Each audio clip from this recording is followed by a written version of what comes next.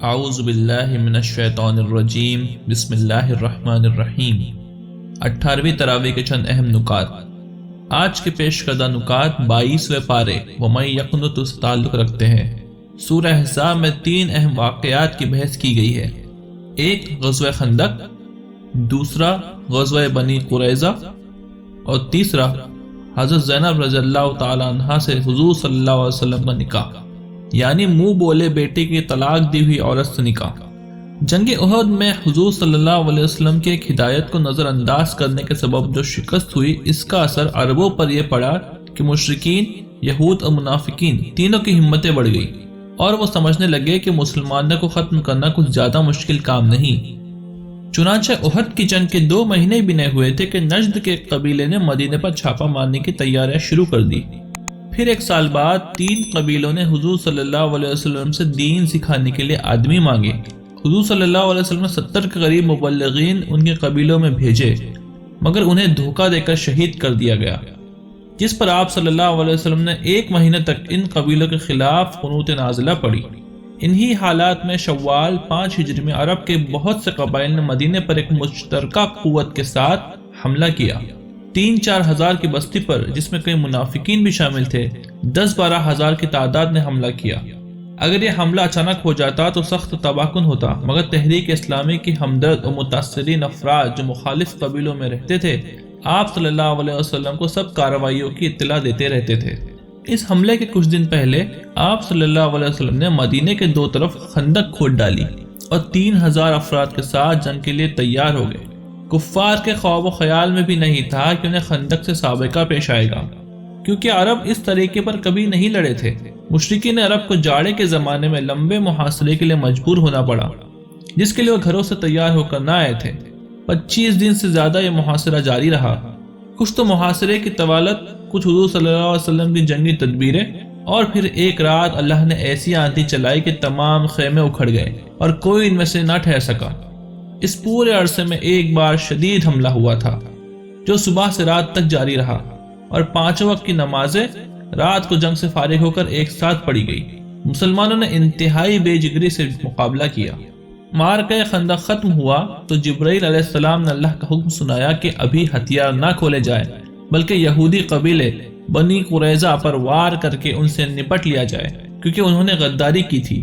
چنانچہ فوراً ہی مسلمان ان کے علاقوں میں پہنچ گئے اور یہودیوں کے مقرر کردہ سازش حضرت سعد بن معاذ رضی اللہ تعالیٰ عنہ کے فیصلے کے مطابق ان کے تمام مردوں کو قتل کر دیا گیا اور عورتوں اور بچوں کو غلام بنا لیا گیا۔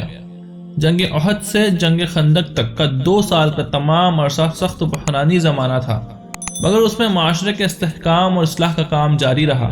چنانچہ مسلمانوں کے نکاح اور طلاق کے قوانین اسی زمانے میں مکمل ہوئے، وراثت کا قانون نازل ہوا اور شراب اور جوئے کو حرام کیا گیا، اور دوسرے بھی کئی پہلوؤں کے متعلق قوانین نازل ہوئے۔ اس سلسلے کا ایک اہم مسئلہ جو اصلاح کا تقاضا کر رہا تھا، وہ منہ بولے بیٹے کا مسئلہ تھا، جسے لوگ اصلی بیٹے جیسا سمجھتے تھے۔ اسے وراثت میں حصہ ملتا تھا، اس سے منہ بولی ماں اور منہ بولی بہنیں اسی طرح بے تکلف ہوتی تھی جیسے سگی ماں اور سگی بہنیں۔ اسی طرح وہ مر جائے یا اپنی بیوی کو طلاق دے دے تو اس کی بیوی سے منہ بولا باپ شادی نہیں کر سکتا تھا۔ یہ باتیں قدم قدم پر قرآن کے ان قوانین سے ٹکراتی تھی جو اللہ نے سورہ نساء اور سورہ بقرہ میں نکاح اور طلاق اور وراثت کے متعلق اتارے ہیں۔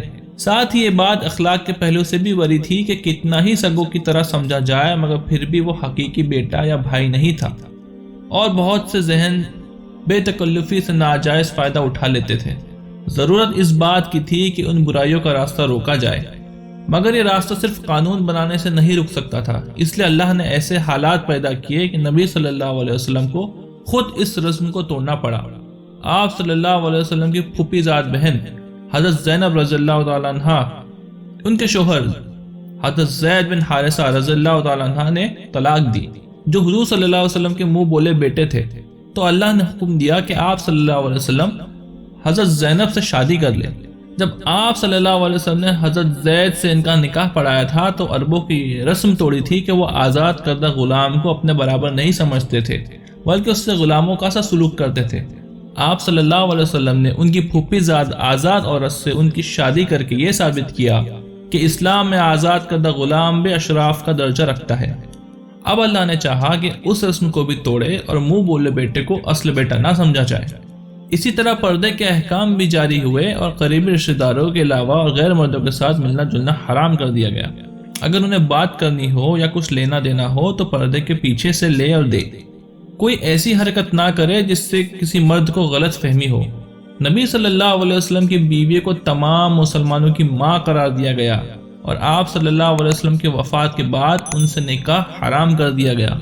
عام مسلمان عورتوں کو حکم دیا گیا کہ جب بھی گھروں سے نکلے تو چادروں سے اپنے آپ کو ڈھانپ کر نکلے اور گھونگھٹ نکال لیا کریں۔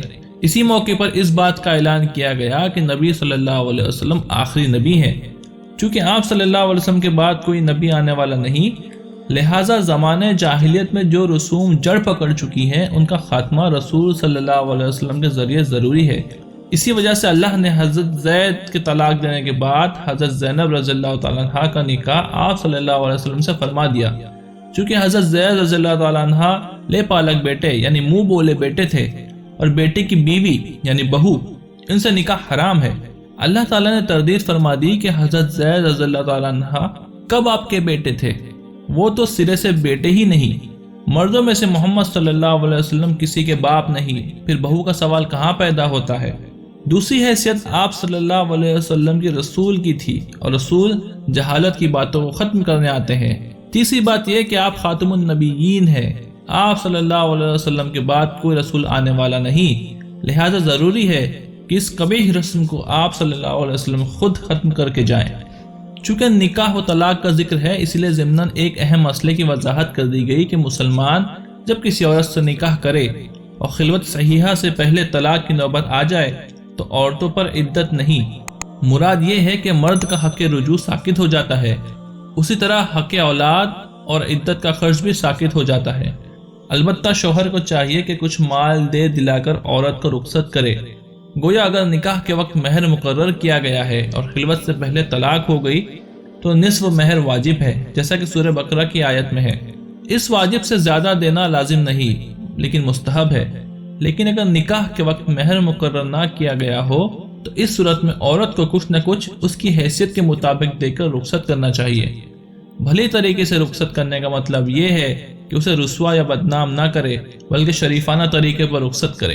اس زمانے میں لوگ ایک دوسرے کے گھروں میں بے تکلف آیا جایا کرتے تھے، لہٰذا یہ حکم دیا گیا کہ نبی صلی اللہ علیہ وسلم کے گھر میں بغیر اجازت کے داخل نہ ہونا چاہیے۔ کھانے کی دعوت کے بغیر کھانے کا انتظار نہ کرنا چاہیے۔ پھر کھانے کے بعد دنیا جہاں کی لا یعنی گفتگو سے پرہیز کرنا چاہیے کہ اس سے نبی صلی اللہ علیہ وسلم کو تکلیف پہنچتی ہے۔ وہ بسبب حیا تم سے کچھ نہیں کہتے مگر اللہ تعالیٰ حق بات کہنے سے نہیں شرماتا۔ کھانے کے بعد بلا ضرورت بیٹھنے کی اجازت نہیں۔ نبی صلی اللہ علیہ وسلم کی بیویوں سے کوئی سامان مانگنا ہو یا گفتگو کرنا ہو تو پردے کے پیچھے سے مانگا کرو۔ یہ دونوں فریق کے دلوں کی پاکیزگی کا زیادہ مناسب طریقہ ہے۔ نبی صلی اللہ علیہ وسلم اور ازواج مطہرات رضی اللہ عنہم کو تکلیف دینا جائز نہیں۔ نیز نبی صلی اللہ علیہ وسلم کے وصال کے بعد ان کے ازواج سے نکاح کرنا تمام مسلمانوں کے لیے حرام ہے۔ گھروں میں آنے کے لیے قریبی رشتہ داروں، گھریلو عورتوں، نوکروں کے لیے کوئی مضائقہ نہیں۔ کفار و مشرکین و منافقین نبی صلی اللہ علیہ وسلم کو بدنام کرنے کی کوشش کرتے رہتے تھے، مگر اللہ تعالیٰ نے واضح فرما دیا کہ دنیا کچھ بھی کہے مگر نبی صلی اللہ علیہ وسلم کا مرتبہ یہ ہے کہ خود خدا اپنی طرف سے ان پر درود بھیجتا ہے۔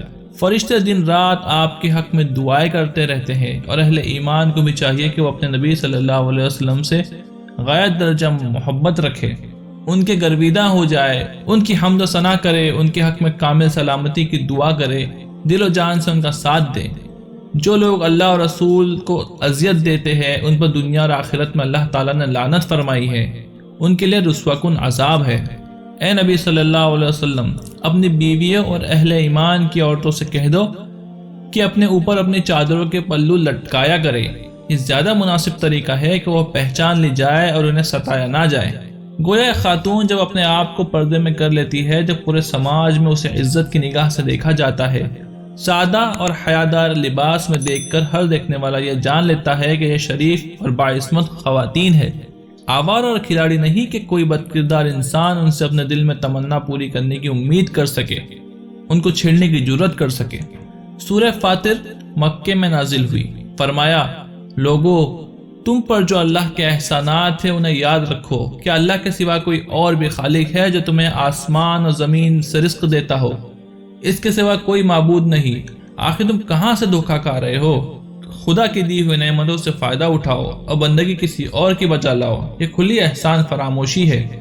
اور اے اللہ کے نبی صلی اللہ علیہ وسلم، اگر تم یہ جھٹلاتے ہیں تو تم تسلی رکھو، تم سے پہلے بہت سے رسول جھٹلائے جا چکے ہیں، سارے معاملات اللہ کی طرف رجوع ہونے والے ہیں۔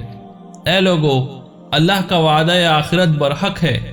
دنیاوی زندگی تمہیں دھوکے میں نہ رکھے کہ بعد میں کوئی زندگی، کوئی حساب کتاب نہیں، یا اللہ کا وجود ہی نہیں، وہی وہ رسالت کی حقیقت ہی نہیں۔ اور سب سے بڑا دھوکے باز شیطان تمہیں اللہ کے بارے میں دھوکے میں نہ رکھے۔ شیطان تو تمہارا کھلا دشمن ہے، تم بھی اسے اپنا دشمن سمجھو۔ شیطان تو اپنے پیرووں کو اس لیے بلا رہا ہے کہ سب کو جہنمی بنا دے۔ اللہ کی قدرت یہ ہے کہ اس نے دن رات کا سلسلہ جاری فرمایا، چاند سورج بنائے، یہ سب کچھ ایک مقررہ وقت تک چلتا رہے گا۔ اللہ ہی تمہارا حقیقی رب ہے۔ اللہ کے علاوہ جن کو تم پکارتے ہو وہ گٹلی کے چھلکے کے بھی مالک نہیں۔ تم انہیں پکارو گے تو وہ تمہاری پکار سن نہیں سکتے، اگر سن بھی لے تو جواب نہیں دے سکتے، اور قیامت کے دن تمہارے شرک کا وہ انکار کریں گے۔ حقیقت حال کی ایسی خبر اللہ کے علاوہ کوئی نہیں دے سکتا۔ تم سب کے سب اللہ کے محتاج ہو، اللہ غنی ہے، اللہ چاہے تو تمہاری جگہ دوسروں کو لے آئے، یہ اللہ کے لیے کچھ بھی مشکل نہیں۔ کوئی کسی کا بوجھ نہیں اٹھائے گا، اگر کوئی بوجھل ہو اور قریب رشتہ دار کو بوجھ اٹھانے کے لیے پکارے گا تب بھی وہ اس کا بوجھ کچھ بھی نہ اٹھا سکے گا۔ نبی تو انہیں متنبہ کرتے ہیں جو خدا کو دیکھے بغیر ڈرتے ہیں، نماز پڑھتے ہیں، جو پاکیزگی اختیار کرتا ہے وہ اپنی بھلائی کے لیے کرتا ہے۔ سب کو اللہ کی طرف جانا ہے، اندھے اور آنکھ والے برابر نہیں ہو سکتے، نہ ہی اندھیرا روشنی یکساں ہے، ٹھنڈک اور دھوپ، زندہ اور مردے برابر نہیں۔ اللہ جسے چاہتا ہے سنواتا ہے۔ اور اے نبی صلی اللہ علیہ وسلم، آپ ان لوگوں کو نہیں سنا سکتے جو قبروں میں دفن ہے، آپ تو صرف خبردار کرنے والے ہیں۔ فرمایا کہ جنہوں نے انکار کیا ان کے لیے جہنم کی آگ ہے، نہ تو وہ جہنم میں مریں گے نہ عذاب کم ہوگا۔ ہم ہر انکار کرنے والے کو ایسی ہی سزا دیتے ہیں۔ وہ وہاں چیخیں گے، اے ہمارے رب، ہمیں یہاں سے نکال، اب ہم پہلے جیسا کام نہ کریں گے بلکہ اچھا عمل کریں گے۔ ان سے کہا جائے گا، کیا ہم نے تمہیں اتنی عمر نہ دی تھی کہ جس میں سمجھدار سبق لے لیتا، اور تمہارے پاس تو ڈرانے والا بھی آیا تھا، اب تم مزہ چکھو۔ ظالموں کا کوئی مددگار نہیں ہوتا۔ زمین و آسمان کے خفیہ راز اللہ ہی جانتا ہے، وہ سینوں کے راز تک جانتا ہے۔ اس نے تم کو زمین میں خلیفہ بنایا ہے، جو انکار کرے گا اس کا وبال اسی پر ہے۔ کافروں کا کفر رب کی ناراضگی بڑھاتا ہے، خسارے میں اضافہ کرتا ہے۔ سورہ کے آخر میں فرمایا کہ اگر اللہ تعالیٰ لوگوں کی کرتوتوں پر پکڑنے لگے تو زمین پر کوئی جاندار باقی نہ بچے، لیکن یہ اللہ کا کرم ہے کہ وہ لوگوں کو ایک مقررہ وقت تک مہلت دیتا ہے۔ جب ان کا وقت پورا ہوگا تو اللہ اپنے بندوں کو دیکھ لے گا کہ ان کے ساتھ کیسا سلوک کرنا چاہیے۔ یہاں 18ویں تراویح کا بیان ختم ہوا۔ اللہ تعالیٰ ہم سب کو قرآن پڑھنے، اس کو سمجھنے اور اس پر عمل کرنے کی توفیق عطا فرمائے۔ اللہ اس کی برکتوں سے ہمارے شہر، ملک اور عالم اسلام کے حالات تبدیل فرمائے۔ آمین یا رب العالمین۔